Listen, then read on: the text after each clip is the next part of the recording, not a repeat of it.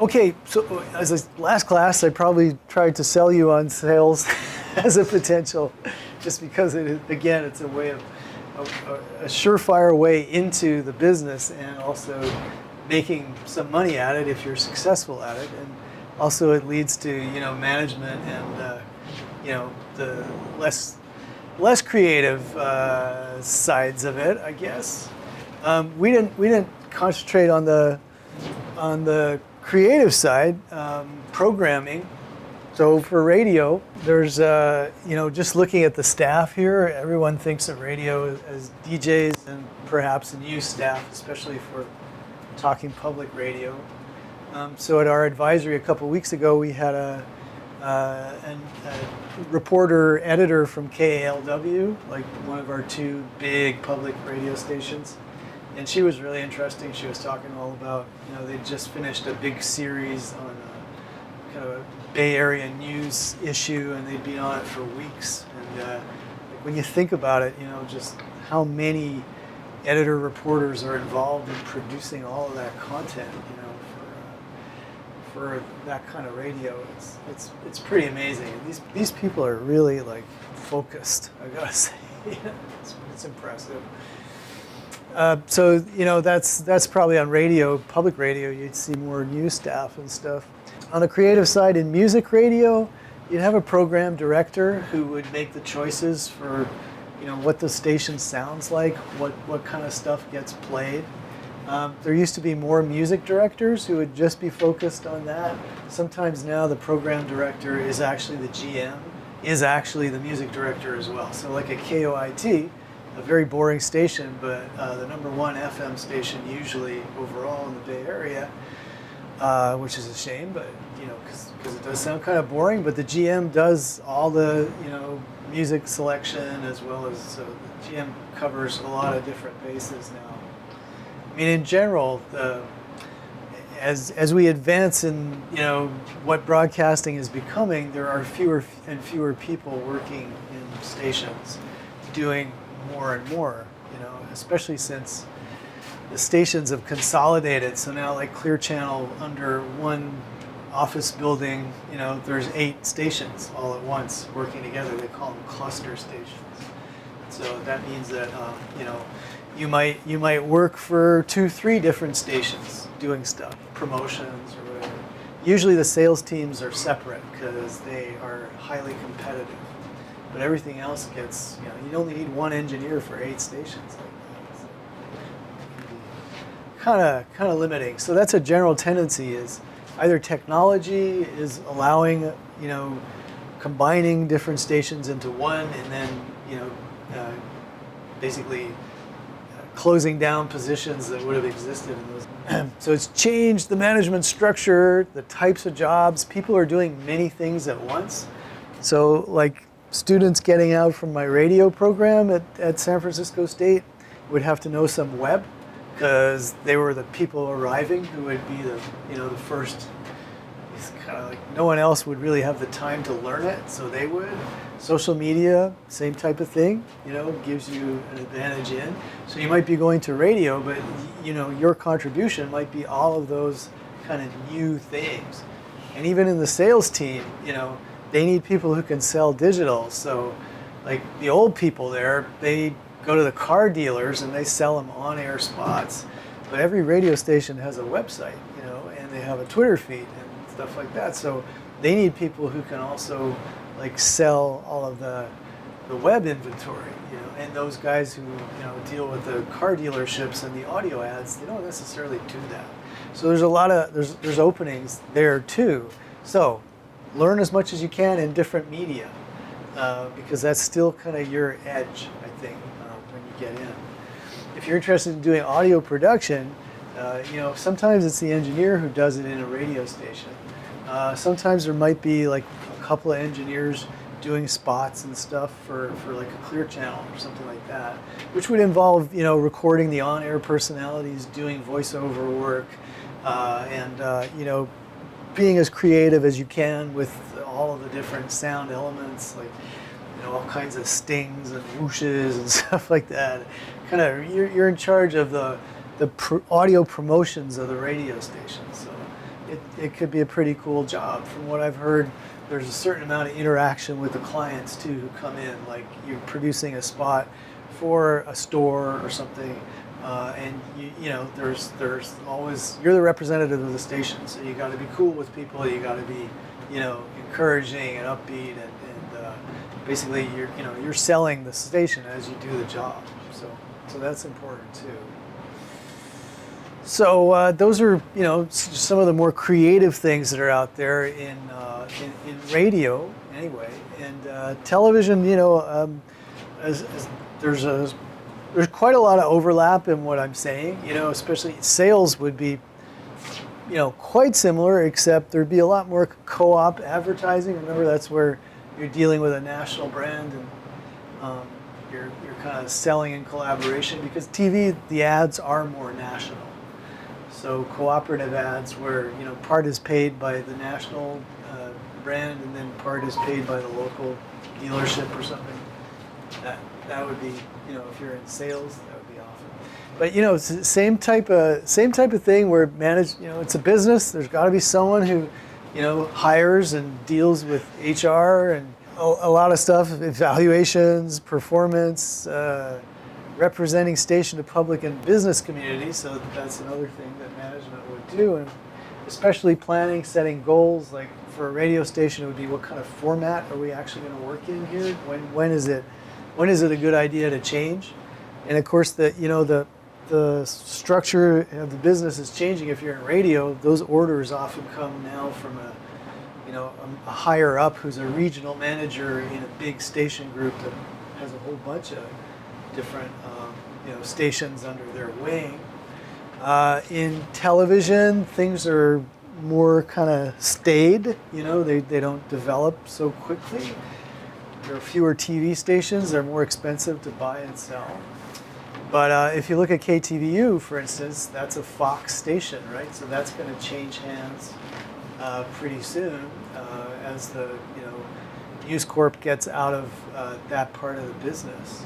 So that's going to be a change, you know. And when we were over there visiting in last semester, they were just careful to say, you know, News Corp, they never tell us what to say in our news and stuff like that. So they're trying to, they want to, point out that they're independent, but there can be pressure there from, just the business side of what they got to do. So getting into TV production, this is, again, I spent some time around this, not prior to the 1970s, but, sort of in the early 80s. It was a kind of transitional time.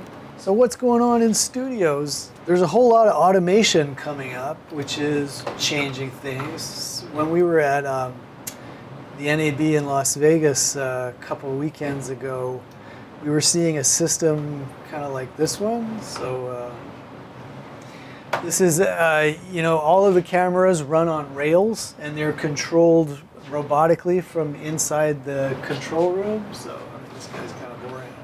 I just wanted to see the pictures of what they're doing. So a little bit. So all the cameras are on tracks, and you can guide them around, with joysticks. They can tilt, they can turn, they can truck around. And they had a little studio running at NAB where, let me just run this. So it was interesting. They had a teleprompter on a camera on rails, and so it would kind of truck around for the host to say, "Hi, I'm so-and-so, and this is such and such TV show," and stuff like that, with the prompter right in front on that camera. And then the thing would, they would start an interview with people sitting on a couch. And so they'd cut to another camera, and meanwhile that teleprompter camera would just kind of drop down and wheel itself away, So all of this with no human operators, which is cost a few people jobs about 10 years ago when this came in. And now what we're seeing with this type of system is it's just even more, automated. That thing is a switcher. And they're showing the joystick controllers to drive the cameras around. Another bit of automation in studio would be, have I got anything up on this now? Yeah, okay, that's Hard to see that picture. It's not the greatest resolution. Oh, okay. I definitely can't. It doesn't want to let me blow that up anymore. But this type of console with, these joysticks here, these bars basically let you switch between one camera or another. So this has been in the business for a long time.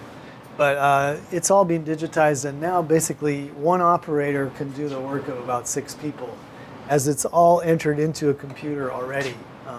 So your whole evening news is a very standard type of production. It goes the same way every day. There's different stories, but you know that you're going to have this person talking, and then you go to the weather person. So you know that at a certain time, the mic on the weather person has to go up, and they'll be on camera. So the camera has to dolly into position. So all of that will now be programmed into a switcher like this. And basically the operator is, the operator's there to see if there's any last minute changes or something. Breaking news, we got to go 2 minutes longer on the anchors, or there's a disaster or something like that. This thing cannot run just off a program, but for most nights it can. So there's a lot of, they get the scripts and they fine tune all of the macros and everything that has to happen on these consoles. But basically it's probably quite a lot like a digital console, with different scenes and stuff where you're just flipping through one scene to another. Except you're not just dealing with audio inputs, you're dealing with video inputs too, basically. So when we went to KTVU, there was the guy who was handling that was in there, like entering in all the macros for the evening news that night, and he was just like super high energy guy. I don't know if he was under stress or he was just like that.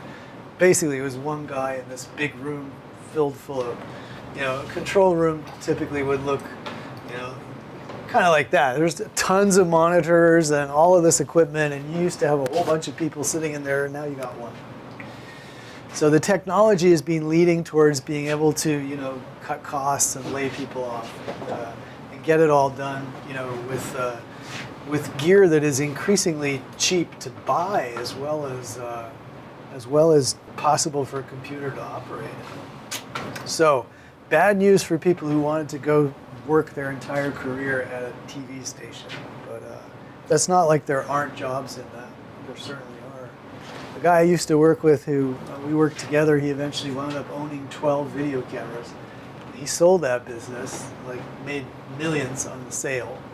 And I looked him up on LinkedIn recently, and he works at a local TV station, just I think to get a pension or whatever. So there you go, old guys.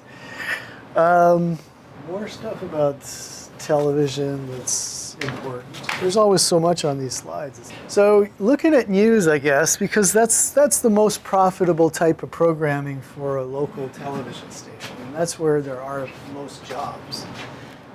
So, there's all kinds of roles there in TV for journalists. So if you just are into writing, you can write for the anchors. There's always at least 1 or 2 people who write the pieces that go on the air.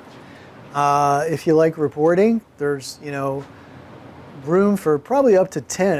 At a KTVU size station or a cron, there might be like 10, dozen reporters who go on air.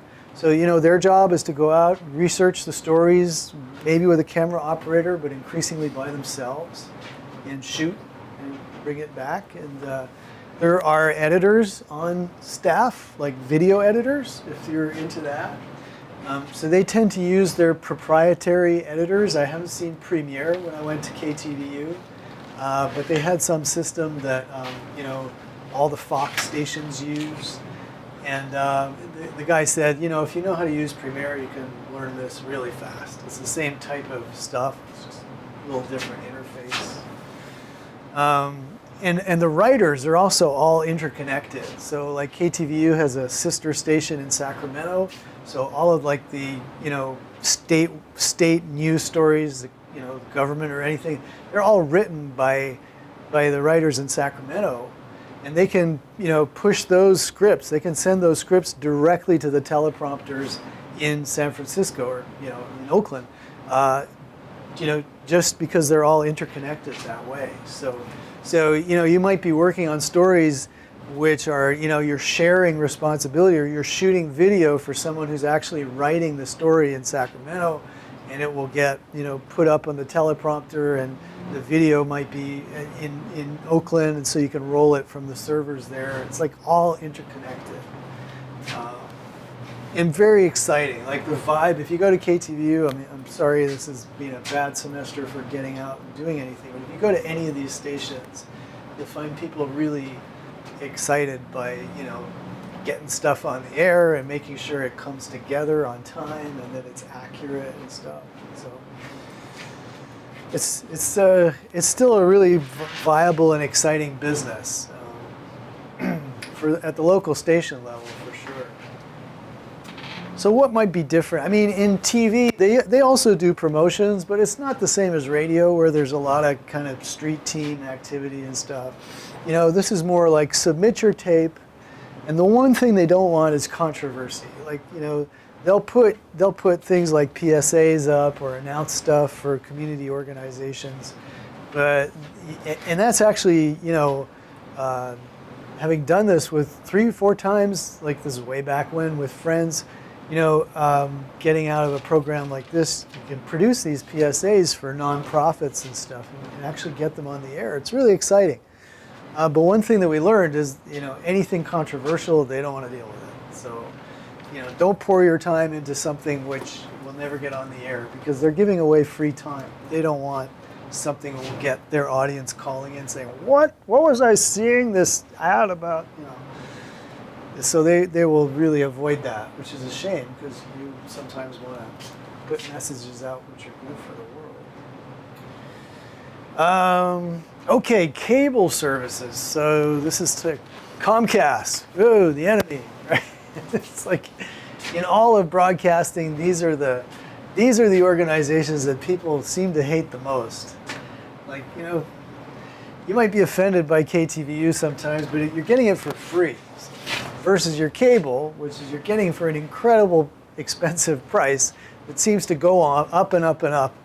And so these are not very popular. They have been facing, so what they may share with a local TV station or a network in terms of programming, as we saw in our little programming exercise, they're making deals with companies that have cable channels, and they're paying carriage fees, which are enormously expensive to them. Like $5 per subscriber for ESPN. Well, think about it if you've got, and this is per month, if you've got 70 million subscribers, as Comcast probably does. I don't know the number. So it's very expensive. So you're negotiating for that. You're negotiating for retransmission, as you try to make sure that all those network affiliates are on your air. And, a while back we saw Comcast fighting with, it was Time Warner fighting with CBS.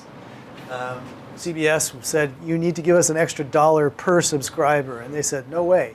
So CBS said, okay, you're not going to get to put CBS on your entire system, which would have been a disaster. And you can't get anything else from Viacom. Like, whoa, okay. So CBS won that. But there are occasionally struggles over that. Yeah, it used to be that when you were Comcast, you're a monopoly. Like, there's only one cable company that can supply to a place like San Francisco, because there's not two sets of cable wires anywhere. There's just one. So those cable wires, San Francisco will strike a deal, usually over 7 years or more, with a cable operator, because it costs a lot to switch over from one to another. So, and that cable operator will have a temporary monopoly. There's no other cable operator that can work because there's only one set of cables. So in exchange for that, money has to change hands. They got to pay San Francisco, and they used to also have to provide public access television channels, and they no longer have to do that. But local government kind of picked up in most places. I'm not well enough informed about this, but I believe San Francisco still funds their local access channel, which is run out of BayVax, which is the Bay Area Video Coalition. So if you want to get a community TV show going, you can go over there and see, what the requirements are. And I think that is funded by SF government, which takes some of the money that they get from Comcast, and I think they plow that in there. Comcast used to actually have to run it themselves, or whoever the cable operator was. I remember moving to San Francisco in the early 2000s and just seeing the cable, the local channel. It was pretty cool. There was very provocative shows and stuff. And it went well, It was interesting. Remember, the FCC doesn't have the same content regulation on cable as they do on broadcasting. So there's different stuff. You can see different stuff on TV that way. So. Let's see, what else are we looking at? Okay, looking at the current state of things, radio, television, all things, looking at that. Radio now competes, local radio, terrestrial radio competes with satellite radio. So I've been enjoying my free 3 months of Sirius XM in the car. So it definitely sounds a hell of a lot better. It's really interesting to hear that, how good some stuff sounds. Fighting back against that, local radio really has its localism. It's at least they can talk about the city and know the city. So localism is important in radio now. Looking at the cable business, more and more people are cord cutters. They're leaving it as they're attracted to streaming media as well. So we talked last class about smart TVs and over-the-top television. We've talked about a number of times. So that people now might be less inclined to subscribe to all those channels they don't want on cable, and instead get it through the internet. So the Comcast and the cable providers are basically making more of their profit through providing internet access than they did before. As people, choose to cut the cord wherever that is. Yeah. So industry may change focus to emphasize providing internet service. That's already happening. Definitely. That's how they're making up their money. Changes in how channels are bundled. What they call it the skinny bundle, right? So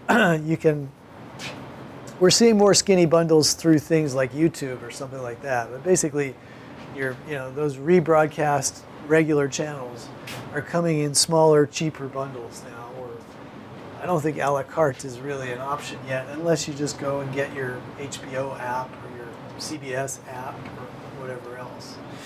So yeah, cord cutting and over-the-top devices are cutting into regular TV for sure. So what's happening on local TV stations? More consolidation, it's true, but nothing like what happened to radio. So they're still pretty healthy. Technological improvements mean fewer personnel, like we said. You won't find many union camera operators at these stations in the studio. There's still plenty that go out shooting stories, and there's going to be at least one who can operate in the studio. But mostly it's robotic.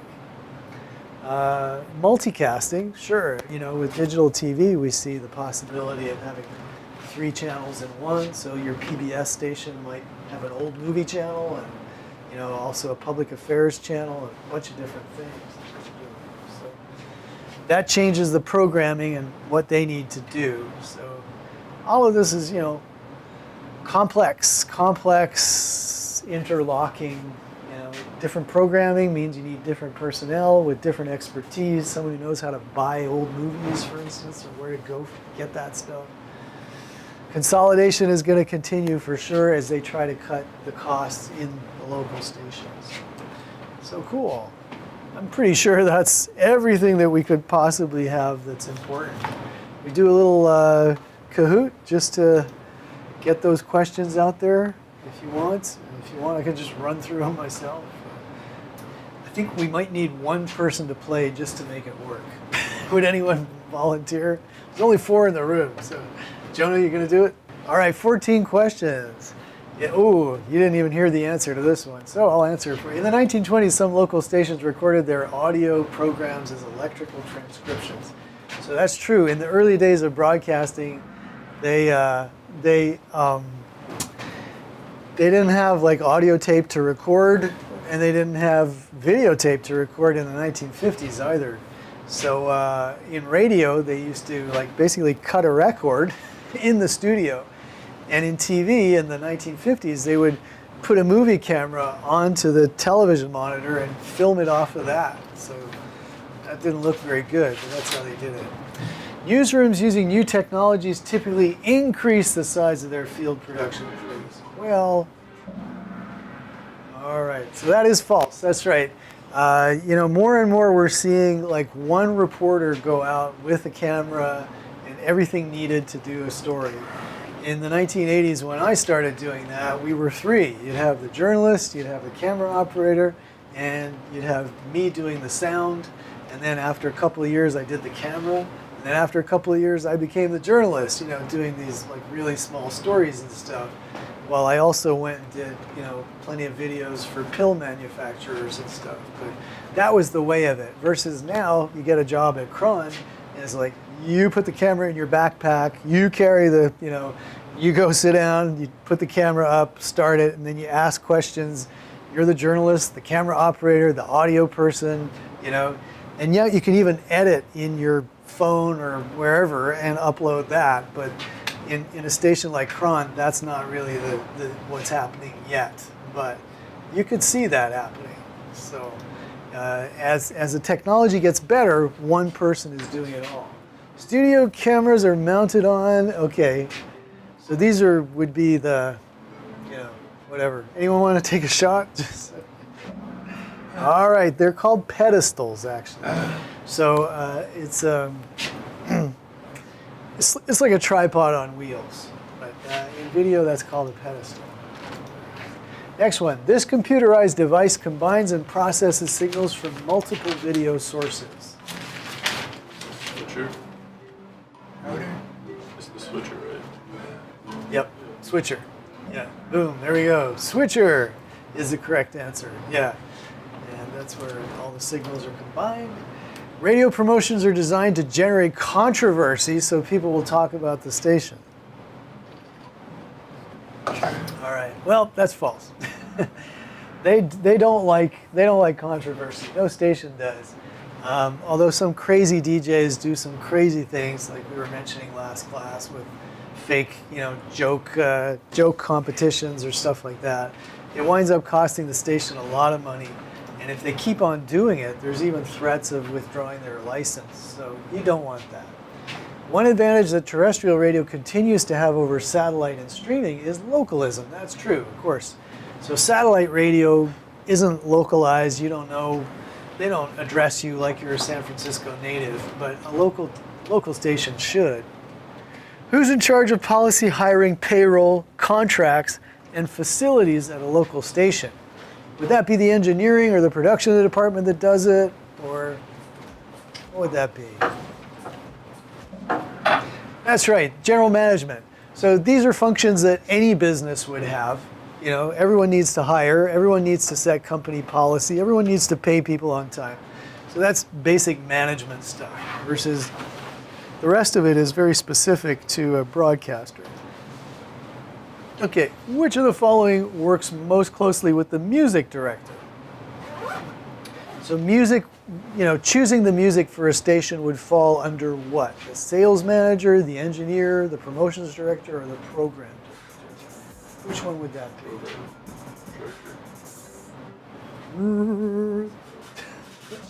All right, program directors. Yay, we're getting 100% right here. So the program director decides on everything that we hear on the air. So that would cover, you know, the station imaging, like all the, you know, CKUV and that kind of stuff, as well as the type of music, the hiring of DJs, the voices, everything you hear comes down to the program director. So the music director would work for the program director.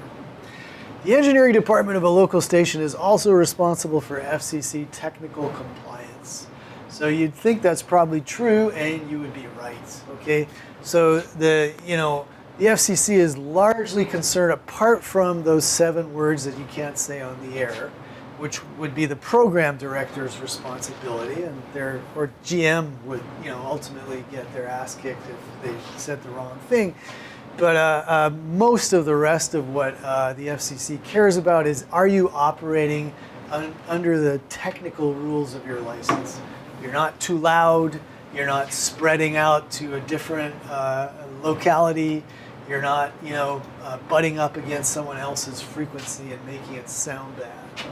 So that's the engineer. All right. The system for distributing cable TV and subscribers resembles a tree with a trunk and branches. I didn't even see this question on the thing, but yeah, it's true. It's true. This is the way that you know, if you look at the way cable is distributed, you know, you've got these fiber lines that run to, you know, a distributor box, and then out of that, it goes to individual houses. And so this is, you know, so this would be fiber. These guys might be copper wire if it's DSL, or, you know, what's it called? BNC cables, I can't remember. Type of cabling. It's another kind of old analog standard. So sooner or later we'll have fiber running to everybody's house.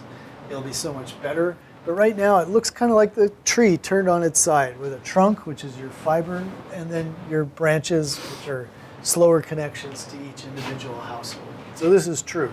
That's the way cable distribution looks right now. Next up, the type of wires used by cable systems do not lose strength when traveling long distances. Well, that's false for sure. Okay, so even fiber needs an amplifier, but definitely these things, you could, for instance, sign up with Comcast and pay for the fastest internet they can offer, and then test it and see that, oh, damn, this is like way below what they told me. They told me it would be like 600 megabits per second. It's like 150. And you'll call up and say, why? And they say, well, it's because you live out here, and we can only really deliver that great service up to this distance from you know, the local stations. So that can be a problem still. But fiber in general travels a lot further, and it can be optically amplified easily. So fiber's the future. Buying time on other media to publicize a broadcast station involves which department? Okay, so what this means is the station itself is advertising itself. So that wouldn't be sales, it wouldn't be engineering, right? And programming, they decide, like, you know, the music, the imaging and stuff. So this is really promotions. They're the ones that care about, you know, putting the billboards up, or the advertisements on buses and stuff. They want to get new audience for the station. TV programming departments are primarily concerned with, okay, let's finish this up fast, programming acquisition and scheduling, okay? So what that means is, you know, if you're program director in a television station, you've got to think about, okay, I've got to hire all these people to do the news. I've got my network sending me all these programs. I've got an hour of primetime access between 7 and 8. I've got to fill that. I need to, you know, get that from syndicators. I got late night I got to worry about. Am I going to sell, you know, like toll broadcasting infomercials? Am I going to do it that way? So all of that is program acquisition, meaning getting your programs, and scheduling. When do you want them on? You know, so that's the job in TV. And the last, in larger markets, the sales manager position may be divided into local sales manager and a regional or national sales manager. So what that's all about is when you're in a really big market, you may actually have people who deal just with the local stuff, and also the regional or national stuff would be a different set of people. So remember I talked about my ex-student who sits there and just answers the phone calls from New York? That's kind of her level of job, even though at the rest of the station there are people out there pounding the curb every day looking for another deal from local businesses as well. So there would, in a large market, you would have all of that, all those people working there. All right, so congratulations to our winner, Jonah. Yes, it was a heavy, deep competition today. All right, thanks a lot, guys. I'll grade the quiz and let you know about it. Next week, I think we're talking movies, which could be fun. So if you want to think of your favorite movies or something, or your favorite, movie industry scandal stories, Harvey Weinstein included, it's a great time to talk about it.